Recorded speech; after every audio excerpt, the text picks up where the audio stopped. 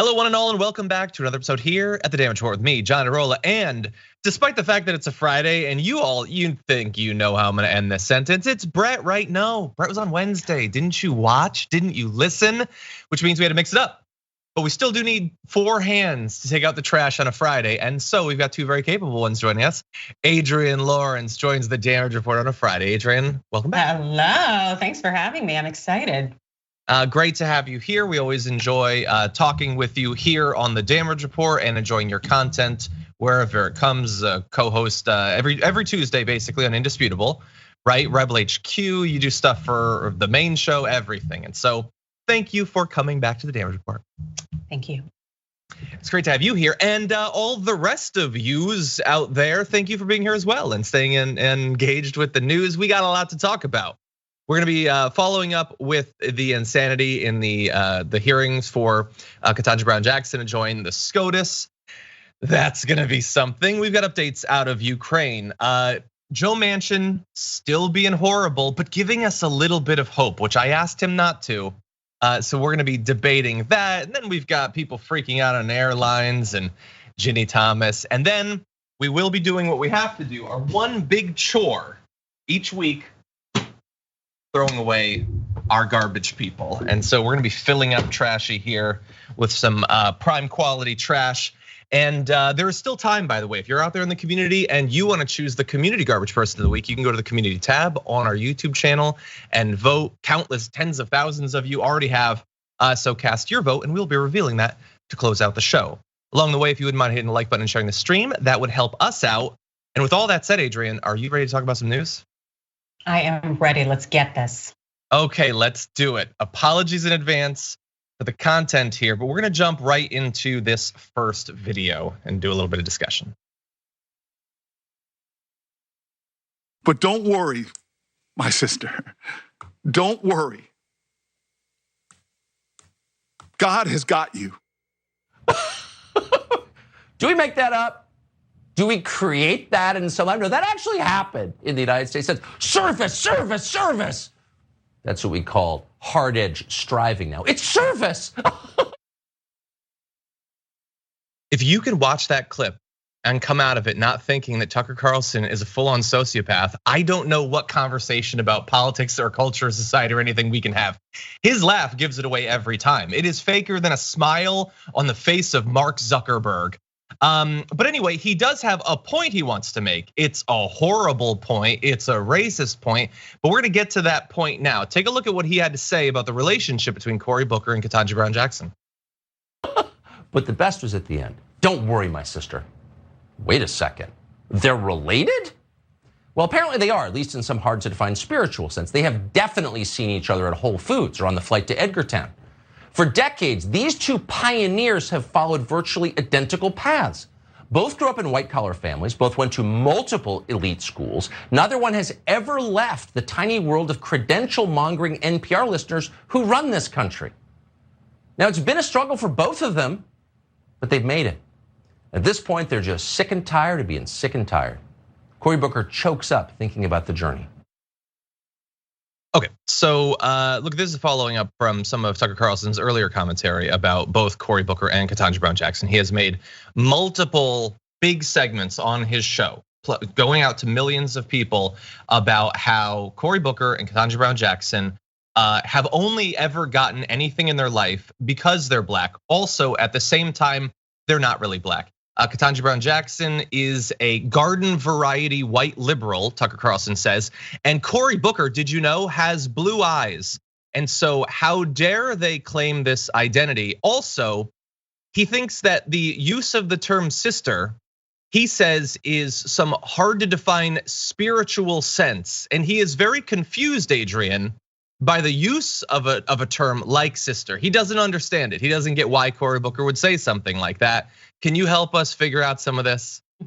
Well, I definitely think that we know Tucker Carlson likes to peddle all sorts of racist narratives to further and advance white supremacy. And when you hear Cory Booker talk about essentially having the staff in various places that he's in, where he is generally the only Black person, having them thank him and show gratitude and embrace him and make him feel welcomed. That's something that many of us Black people know, and we are one of the only in that environment. But Tucker Carlson wants to undermine that reality by pretending that just because some Black people make it in terms of going to elite schools or getting well-paying jobs or coming from suburban neighborhoods, that means that there's no racism that they face, or even if they happen to have blue eyes. And it's just some of these petty, just really pathetic arguments that further and advance white supremacy, and that are completely and totally palatable and just believable and palpable for his audience. So this is very Tucker Carlson.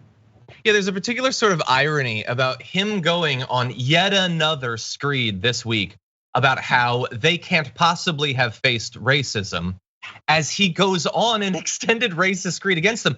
If they're so white, Tucker Carlson wouldn't hate them anymore. They cross over into they're white, they're great people. No, he clearly still despises them, thinks they're still Black actually. But like, and of course there's the irony of racists have at all points laid out a million different ever-changing, ever-shifting requirements for you to be considered good enough. You have to do all of these things. You have to act certain ways, you have to dress certain ways, you have to talk certain ways, you have to go to certain sorts of schools, have a certain sort of career. You have to do all of these things to have any chance of these racists accepting anyone who isn't white, regardless of what the context is, economic, social, cultural, whatever. But then if you do it, you're white now, but in the bad way, in that we're still gonna say that you got your job due to affirmative action. We're still not gonna accept you. But now how dare you claim that you've ever faced any adversity of any kind? That is just such a sick worldview, such a sick system for Tucker Carlson to knowingly spread. He gets every piece of this puzzle he understands, but his audience, they're not thinking about it as mechanically as he is, and yet they accept it. Like they want Black people, brown people to act a certain way. If you don't, they hate you, they fear you. But if you do, well then it doesn't count anymore. How dare you claim to have had this life experience at all? What a sick way to think about the world and about other people. Yep, and a lot of people think that way.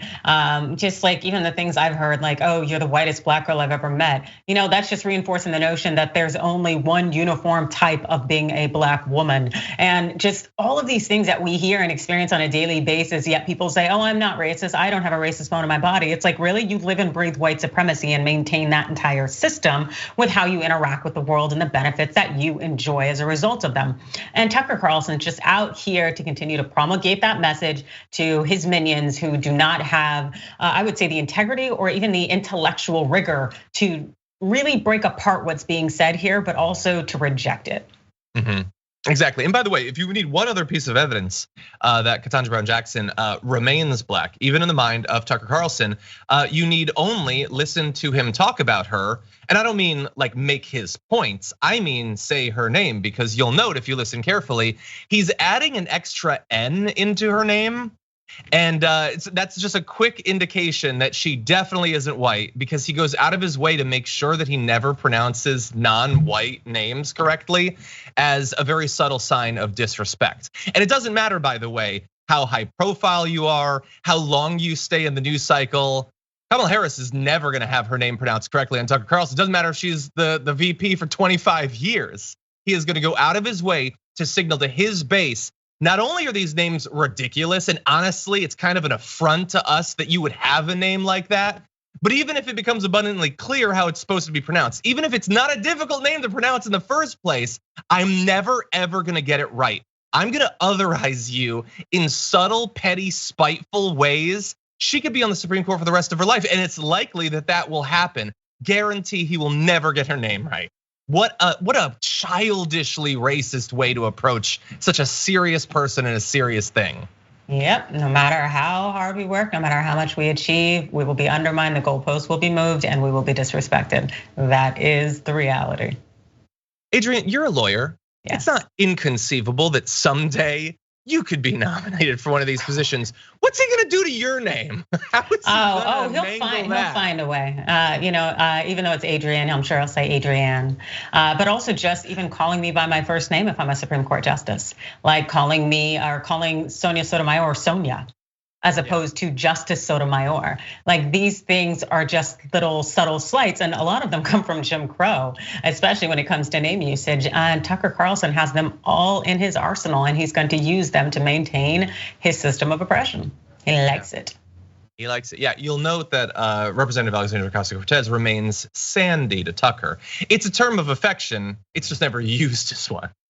Anyway, there's a lot of dishonesty in what Tucker Carlson has said, but I do want to give him just a brief bit of credit for sort of saying something honest in this clip. Faker knows a faker. Oh, you're pretending to be someone you're not. Me too. Yeah, that was honest.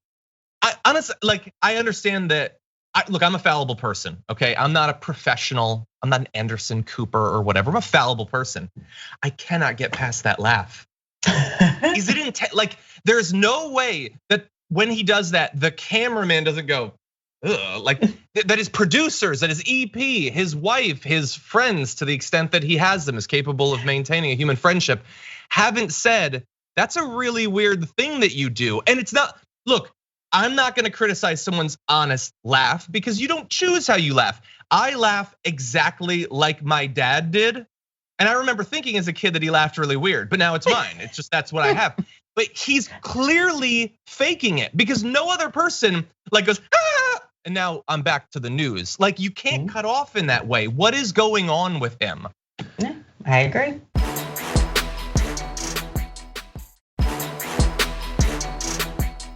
Let's move to a different set of attacks against the proposed justice with this clip. Well, KBJ, Ketanji Brown Jackson, is what your country looks like on critical race theory. KBJ is your country on CRT. KBJ, Ketanji Brown Jackson, is an embodiment of the tyranny that we currently live under. She's an ideological, unintelligent, yet confident fanatic who is so dismissive that you might even ask the question of what a woman is. So she wants to be the first ever black woman on the Supreme Court, yet she won't even admit that she's a woman. Okay, he looks up as if he's confused about the point that he just made, perhaps because it doesn't make any sense. And it's not even reflective of the larger right-wing attack about the definition of womanhood that is being used as a way to continue talking about the nomination process for SCOTUS without ever actually getting into any substance. They're trying to say she won't define womanhood. He has such a shallow level of understanding of politics, even the politics of his side, that he's turned that into she won't admit that she's a woman, which isn't even the claim that the right is making. Along the way, of course, he says that she's unintelligent, which again, isn't even a claim that the right is making, but he saw a picture of her once and he had to assume that I can't live in a world where a woman like that would be more intelligent than me. As I bumble my way through another monologue. By the way, did you notice he's attacking her competence and everything? The camera was focused on the backdrop. His face is blurry, which stylistically I prefer, honestly. But dude, focus your camera. You've got a really easy job that's been handed to you by millionaires and billionaires. The least you could do is pretend like you care about it. But anyway, Adrienne, Ketanji Brown Jackson, the proposed justice, is what you get when CRT runs America, and she's unintelligent and all of that. There'll be more, but what do you think? Yeah, okay, so first of all, with the camera thing, it's very interesting because given the size of his head, you think that the camera operator has a lot to work with. So it's kind of weird to miss the target, but I'll leave that there. As far honestly, as I don't think it was a mistake. I think that the camera operator was doing him a bit of a favor, and I appreciate that. We rely on people with technical knowledge. I think it was a stylistic choice by the director of photography. Anyway, and I kind of think it might have subtly said you're missing the point here. So I'm going to go ahead and I'll be out of focus too. But As far as I'm concerned, again, this is such the narrative that will be pushed. The thought that, oh, she's only getting her position because of affirmative action. She never earned her way to the top. Oh, she is unqualified. Oh, that this is just because of her melanin count, and we should question and doubt everything about her. It gets tiring. It is old, this rhetoric. And also it just really belies the point that there's so many members of white America who are afraid of actual true competition, shall we say, in terms of realizing that you are not above anyone. You are not smarter or better at anything or more intelligent or intellectual or more capable in any ways. Whether it's the Black community, the Latin community, the Asian community or whatnot. The fact is that there are people of all walks of life, regardless of color, who bring a good game. And among them, it's KBJ. So when people just recognize that, guess what? Black women can do things and they are intelligent and many of us are extraordinarily capable, then this world can move forward and actually address the issues we need to address, as opposed to playing these silly games and putting all this energy into maintaining white supremacy. Exactly. Yeah, it's such clear projection about a fear of not being able to make it if there was an actual level playing field, or if there was anything even approaching a level playing field, being unable to make it. And look, I get fear like that. I get white male weakness, but the way that it manifests for me is being afraid of literally everyone, including other white people. That's fair and equitable. You don't target particular groups. Anyway, by the way, another stylistic choice was him going with KBJ. I kind of don't like when people put an acronym on someone that I've never heard use it for themselves. I've never heard her do that. And when they cross her name out and put CRT, it's so utterly dehumanizing, it makes me sick. But as you saw in that video, he also doesn't know how to pronounce her name. So maybe going with the acronym is a better alternative. In any event, he says there, we have another video we're gonna get to, and it's amazing stuff. And again, reveals so much about his worldview, but Adrienne, I have a question for you. So he says, and they've all said basically in a variety of ways, she didn't earn this position. She's just being handed it because she's Black. What would you have to do to earn this? Like, I honestly don't know. And I assume we can come at it from different directions. We can desire people with experience in different parts of the legal system. There are very different positions that you can hold. But she has done all of the things that they've said for decades you're supposed to do. So Adrienne, what could you do to deserve the position? Oh, you can just drop your melanin count. Like, it seems to be pretty easy. Hey, I try every winter when I don't go outside. If Jackson tried a little harder, the fact is that it'll never be good enough. If anybody wants to really just kind of make it in this world, especially if they're Black, are going to continually be undermined. Particularly if they're a Black woman, going to continually be undermined. This thought that you don't deserve what you have. It's just maintaining this sense of white supremacy, undermining any of our accomplishments, saying, oh, you only got there because of affirmative action. People were checking a box. We need to see your LSAT scores. Oh, I need to ask you about CRT, things that weren't asked of any other candidate for the nomination. Nobody asked Amy Coney Barrett about her beliefs when it comes to CRT, even though she has Black children that she adopted. It just continually shows us that this is the way the system really undermines us to remind us of our place and to stay in our place.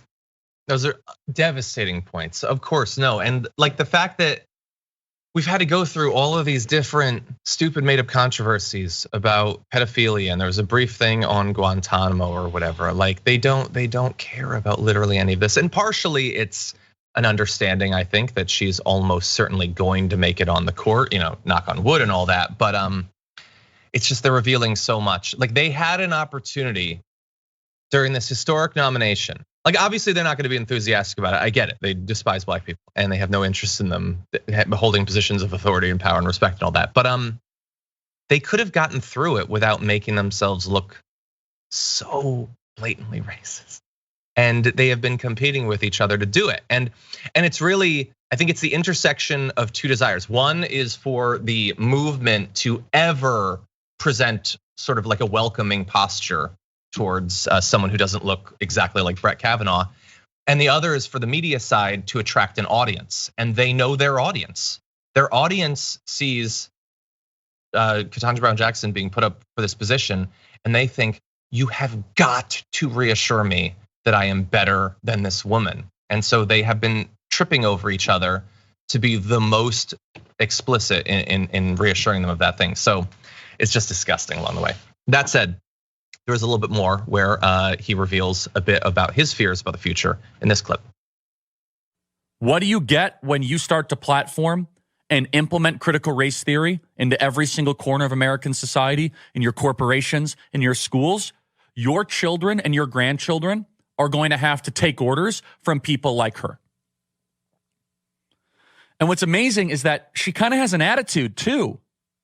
You look carefully at some of those videos, she kind of just, she's like, what? Why are you asking me such a question, Senator? She feels entitled to this position. Why wouldn't she? It's not like she got this position based on her qualifications. Again, I would love to see him even attempt to explain how her qualifications are insufficient and how he has supported multiple nominees for the court in recent years that have nowhere near the qualifications that she does. But the most amazing takeaway line from that, I think, Adrienne, was your kids and your grandkids are gonna have to take orders from people like this. And that is the right-wing political strategy in one sentence, I think. What did you think about that? Oh no, it was spot on. It was the thought that now the help is going to be ordering you around and telling you what to do. That's always been one of the biggest fears when it comes to white America. The thought that if people of color were to have any kind of power and were to advance in any way, that the shoe would be on the other foot, and now possibly they treat you as you treated them. And so that's what he is trying to push here in very subtle regard, but it's the loudest dog whistle I ever heard. I mean, it's like everybody has weaknesses, I get it, but like it's such a weird media thing to create where they have to express all of their fears so blatantly to reassure their base that has an even worse version of it. Like of course, Charlie Kirk himself is not worried about his kids being ordered around by anyone. He was handed a career by wealthy people. He could fail for the rest of his life. He's gonna end up a multi-millionaire. But he knows that there are other people that are worried about it. Racists who look to the future and they see their unearned positions of dominance being finally challenged. And he is gonna make money off of weaponizing that fear, as so many of them do. Anyway, we have to take our first break. When we come back, though, we're gonna be giving you some updates on what's going on in Ukraine, some devastating art, actually. We're gonna go into giving people an idea of some of the experience of some of those fleeing Ukraine, as well as Joe Manchin, AOC taking aim at the senator for good reason. We've got some amazing video for you after this.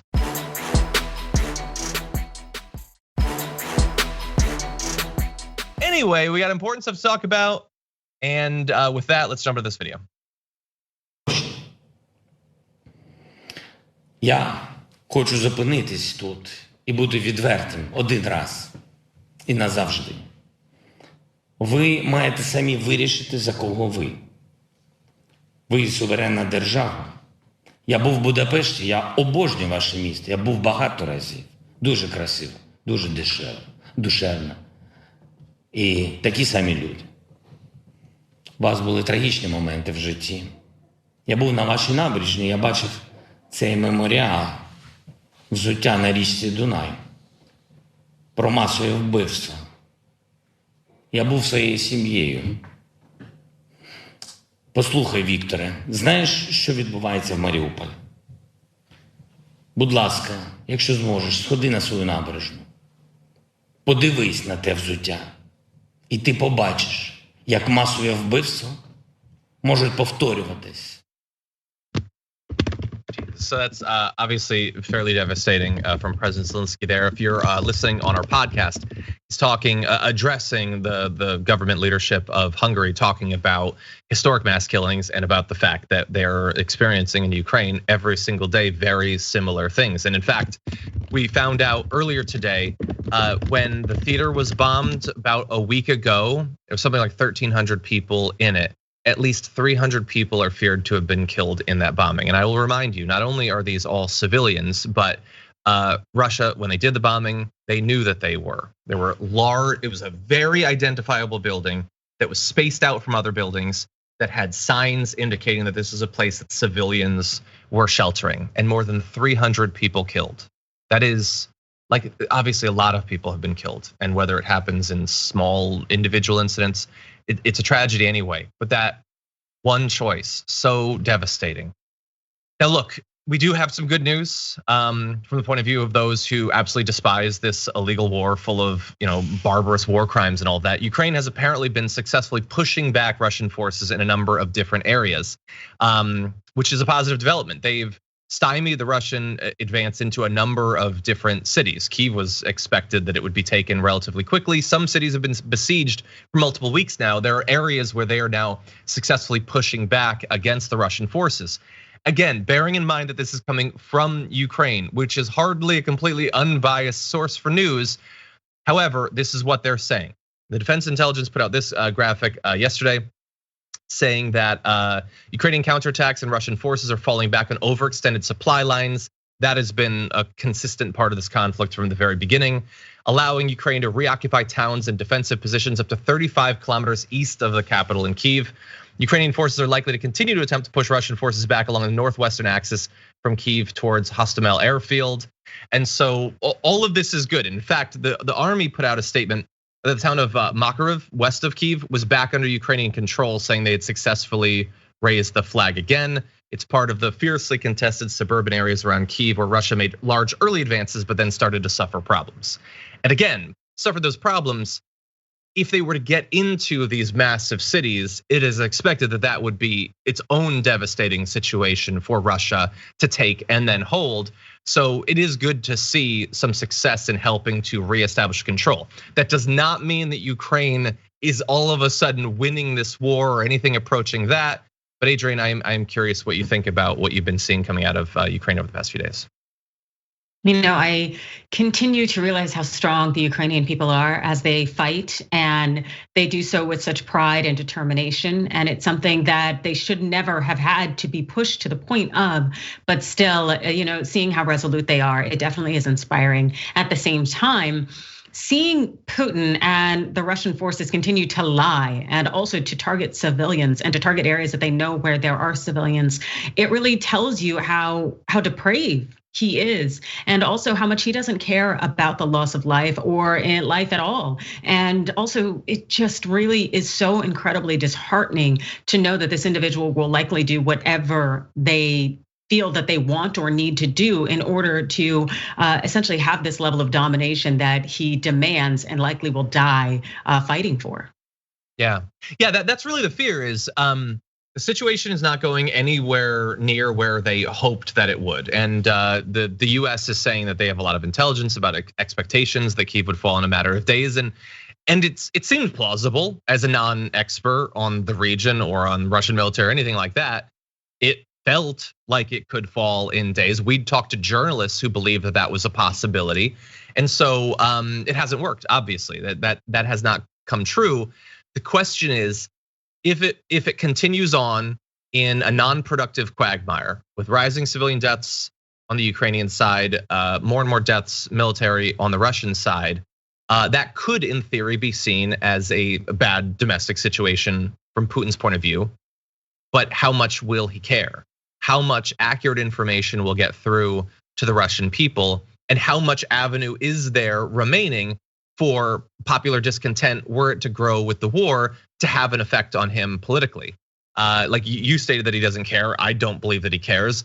And if you don't already believe that, if you find it hard to believe that a leader wouldn't care about the deaths of their soldiers, like how much do you think American presidents really cared about the quagmire in Iraq and Afghanistan? And like how many extra US soldiers died? How many nights of sleep do you think that our political leaders actually lost? And now we're talking about Putin. Probably, if there is compassion to be stripped away from a politician, I think he has done that through the course of his career. So I don't know, it's gonna be interesting to see the level of support internationally, both in terms of equipment supplies, as well as I just think moral support, I think has been very important. There's detractors, certainly. Marjorie Greene has been encouraging Ukraine to surrender for a couple of weeks now. I just saw on Sean Hannity's program, Tulsi Gabbard was saying they should surrender, they have no chance, why bother? Which is a position you can take, but I don't see how that leads to a better outcome, militarily or politically, for Ukraine. What do you think? No, I don't. And also too, why would I want to be dominated, controlled, taken over, and likely kind of obliterated in what almost seems to be some genocidal campaign by Putin? Why would I want to have that? It's a matter of life and death for me, where I don't want to live under this person's regime. So no, there's no other option but to fight to the death. Let's do it. And so, this thought that you have these Americans over here, Marjorie Taylor Greene, and the others saying, oh, just surrender. Get out of here. It just really shows you their mentality and how weak they are. But not everybody's like that. Some people actually stand for something and are willing to die for it. And I respect that, as opposed to Marjorie Taylor Greene's nonsense. 100%. I'm gonna take your side on that one.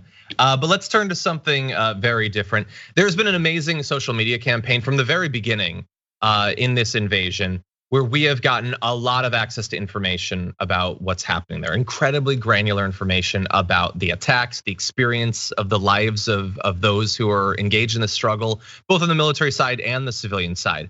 And while some of that information might not be making it to Russia, where it perhaps most importantly needs to go, we get a window into this tragedy. And here is a very particular one. So kids who have been involved in like fleeing refugees during the situation are making art to give people an idea of their experience. In particular, Artem and Anastasia Baikovets, they fled Kyiv when Russian troops invaded about a month ago. It took a couple days to get to the west of the country.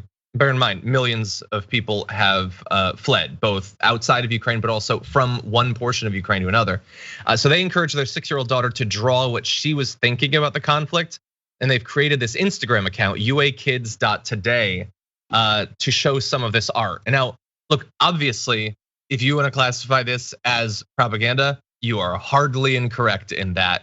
It can certainly be used for that purpose. But I have been trying to imagine what the experience of these refugees must be like. And something like half of the refugees are children. Here is sort of how they're processing this. If we can put up some of this art, you'll see basically artistic depictions of individual soldiers, just text messages expressing their thoughts, planes attacking ships, soldiers fighting back, tanks fighting tanks, and you can see this. Like, some of the art gets to the point where I think these are slightly older kids, 11 and stuff like that. You can see that bottom left one. That's probably better than I could even do. But yeah, people are talking about art therapy in the chat right now. I'm sure it's serving that purpose as well. Adrienne, what do you think about this? It's eye-opening and it's devastating at the same time. The thought that these children should be drawing rainbows and sunshine, and yet they are drawing war, and how much this is going to impact and shape their entire lives. And I have friends who grew up in conflict territories, and the 4th of July, they can't hang. It's not going well. Large or loud sounds, balloons bursting, it scares them. It reminds them of times when they were in the midst of war as children. And just thinking about how this is impacting those kids' lives. That's, the art, I think that's beautiful. At the same time, God, it really sucks. Yeah, it really does. And obviously, they're gonna need help from a lot of different countries to help either temporarily or permanently resettle a number of these people. Something like 3.3 million refugees that have already moved into EU countries. And like Biden announced earlier this week, they're gonna allow 100,000 refugees in, which is far more generous than our country has been when it comes to refugees for well over a decade at this point.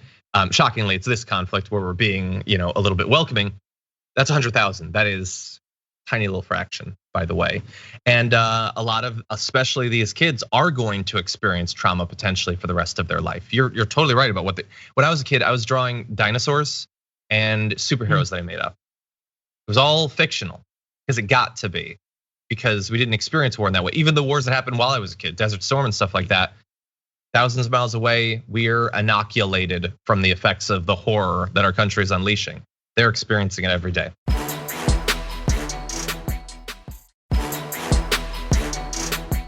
Okay, let's move on to something very different. I've been looking forward to this one. Let's lay into Joe Manchin with this video. But you have someone like Joe Manchin or anybody else that sees the attack on voting rights that's happening in our country, that sees our constitutionally enshrined right to vote, and sees it getting chipped away, and just sitting on it. And Joe Manchin, who AOC is talking about right there, certainly is sitting not only on the federal government doing something about the attacks on voting rights, but on many, many other issues. And generally, the way that this goes and the way that he's able to continue to do that is a senator or two, a couple politicians can entirely grind all of the hopes and dreams and aspirations of an entire party and the millions of voters who they made promises to a halt. And you are not supposed to criticize them. You're certainly not supposed to name their names. You're definitely not supposed to indicate that they might be doing it because their donors like when nothing happens. And that still largely is what we're seeing. Joe Manchin does not get criticized individually by a lot of politicians, but thankfully Representative Alexandria Ocasio-Cortez feels free to attack him, and she does. At great length, we're gonna give you a little bit more of that. This is where I'm going to personally complain. If I went on television and provided an argument with that many holes in it, I would be pilloried. You know, it would be like front page, like the pressure from media, the headlines, the embarrassment. It would have been next level. But he gets to go on, and whether it's voting rights or whether it's BBB, and our babies are sleeping in bubble jackets in NYCHA with no heat and no boilers because of that too. So I'm mad. I'm mad. Now I'm giving you a little peek behind the closed doors here. But it's this idea of if we coddle someone's ego, that they're gonna, they're gonna say yes. And if it hasn't worked in 2 years, why are we gonna continue doing that when there's an election this November? So there, she's not only criticizing Joe Manchin for leaving, as she points out, kids sleeping in bubble jackets because he doesn't give a damn about actually doing anything. But she's also criticizing all the people that protect him. She's criticizing Joe Biden. She's criticizing Democratic leadership, who is just thinks maybe if we have one more lunch, Adrienne, with Joe Manchin, then he'll start being reasonable and he'll feel some sort of ethical responsibility to actually represent his constituents. Maybe it'll work. One more lunch. Maybe we'll go somewhere nice, like a Brazilian steakhouse or something. If we woo him in a particular way, then surely he'll begin to be reasonable. Brazilian steakhouse, I think that'd be good, but I think he's more of an Applebee's guy. But the thing is, it's like there's nothing we're gonna do. This man, he likes his money. Let's just give him his money or whatever's gonna keep him in a position of power. But he really shouldn't be in this position at all. He does not care about his constituents. He says these completely demeaning things that do not help and uplift his community, and they have so many incredible needs. Like I remember finding out that a lot of West Virginians had the highest level of like missing teeth of people in the nation. Yep. Yeah, and it's like, yeah, you won't help them. You won't do anything. And just the fact that he is undermining voting rights bills, that says it all too, because he wants to stay in his position of power. Yeah. And we're not supposed to criticize him. We're not supposed to challenge him on his donors. And he's doing all this to stop Biden's agenda. And as she points out, Joe Manchin will go on TV and be like, no, I'm just worried about the deficit. Yeah. Yep, that's what it is. First of all, that's an insane thing to say when the plans that have been put forward raise a ton of extra revenue to make sure that all of these problems being solved causes as small as possible as a rise to the deficit. The idea that like he knows exactly what his party won back control of the White House, the Senate, and the House to do. He knows exactly what people want.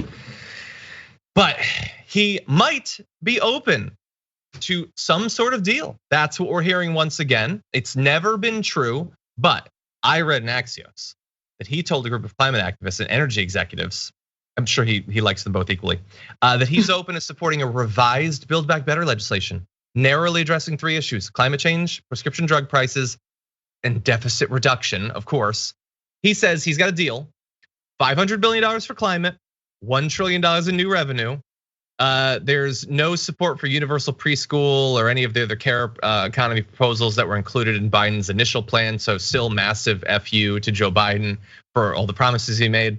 But he wants to reduce the deficit with at least half of the revenue that new corporate taxes would bring in.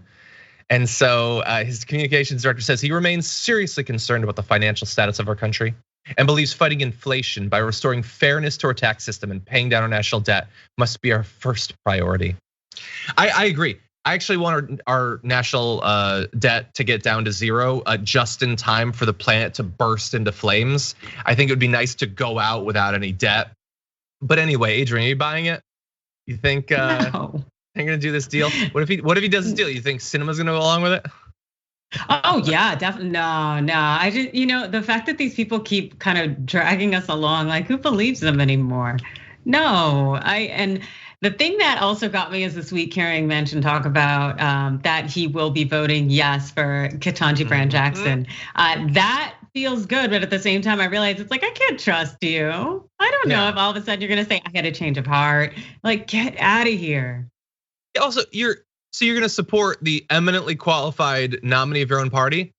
Would you like a cookie? Like, or is he not merciful? But no, look, I think it's important that we pass this infrastructure bill. So if you'll forgive me for a sec, I see Joe Manchin's holding a football. I'm gonna go try to kick it. I'll be right back. So it's not gonna happen. And I wanna be wrong. And if I'm wrong, everyone in the chat can laugh at me. I'll even take part. I'll pretend that I'm Ted Cruz and I've got a humiliation kink. You can all make fun of me as much as you want. Ain't gonna happen. Anyway, with that said, we got a lot more to get to. We do have to take a break first, so we're gonna go for just a minute. When we come back, lots more to talk about.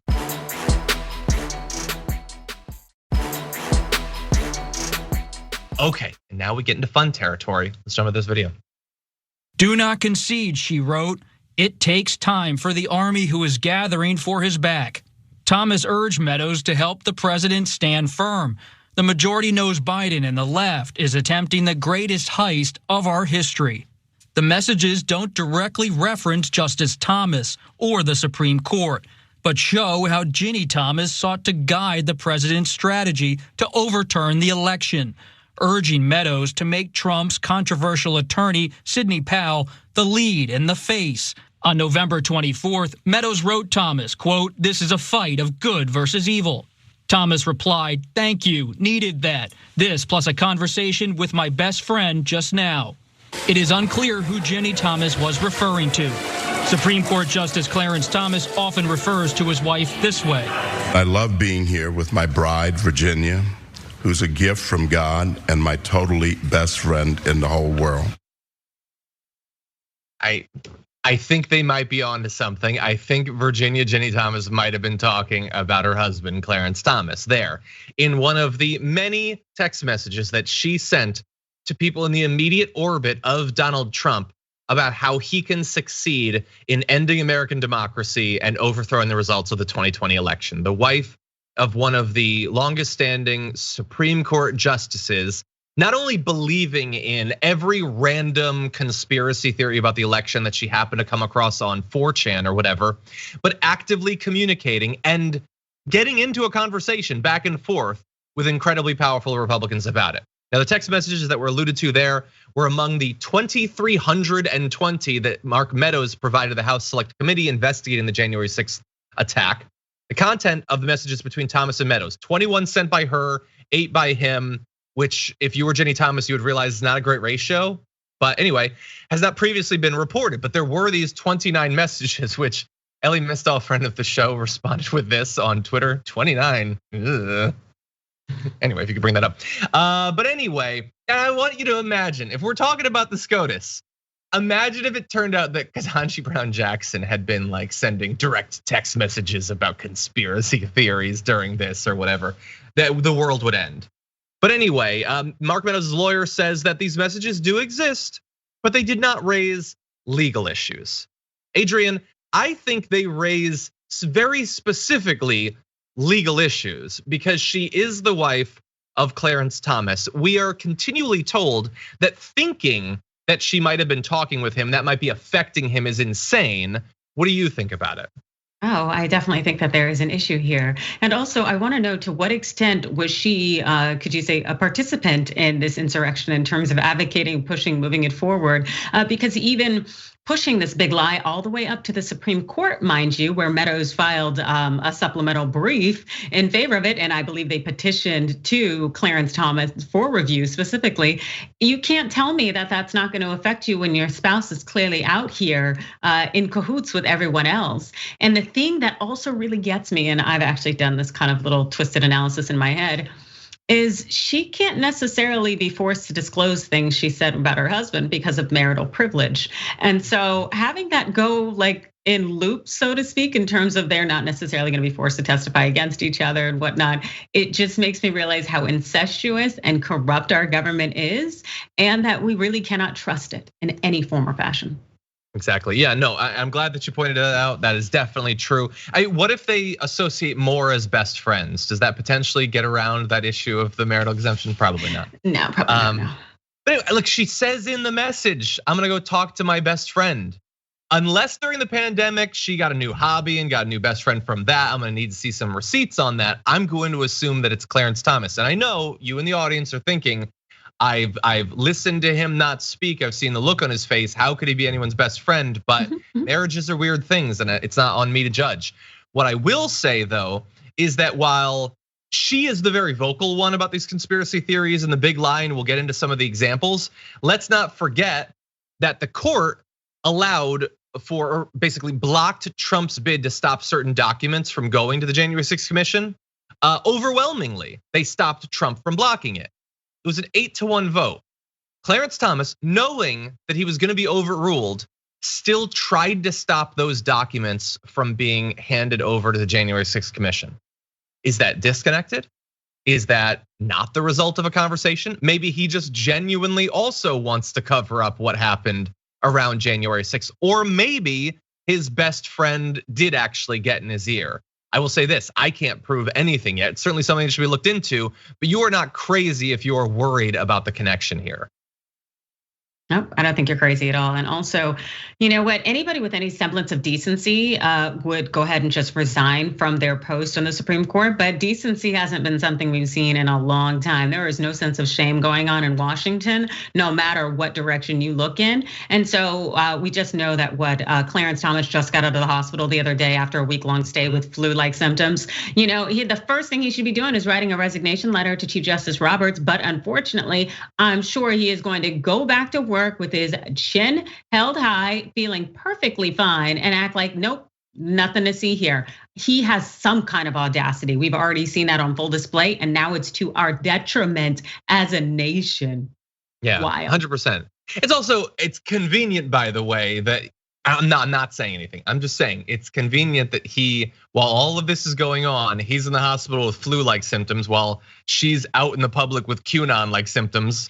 So it's weird that he didn't have to comment on any of that. And I'm sure that he won't, but yeah, like I think it was Senator Wyden is now calling on him to recuse himself on any cases having to do with January 6th.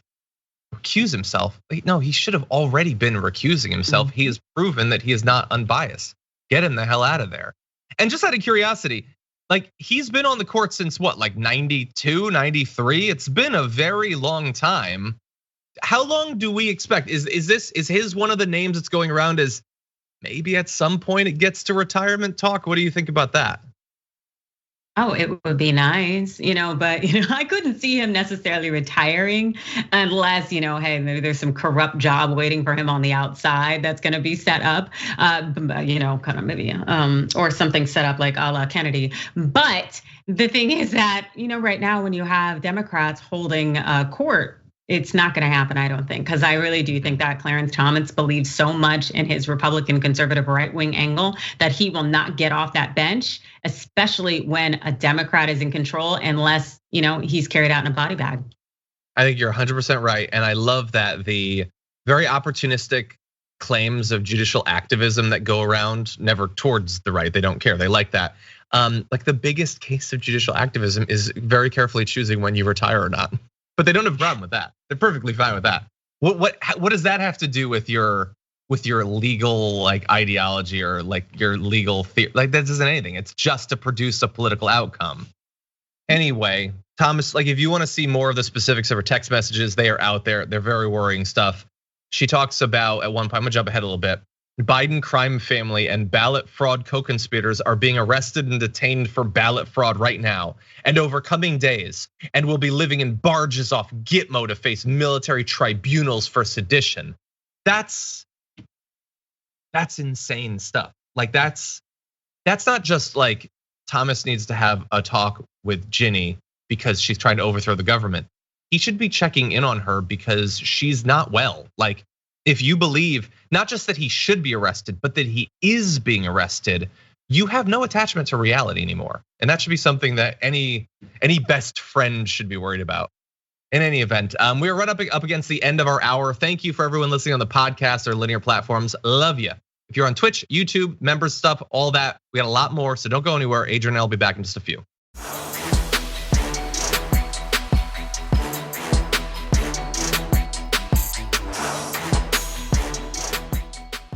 Thanks for listening to the full episode of The Damage Report. Support our work, listen ad-free, access members-only bonus content, and more by subscribing to Apple Podcasts at apple.co/TYT. I'm your host, John Adarola. I'll see you soon.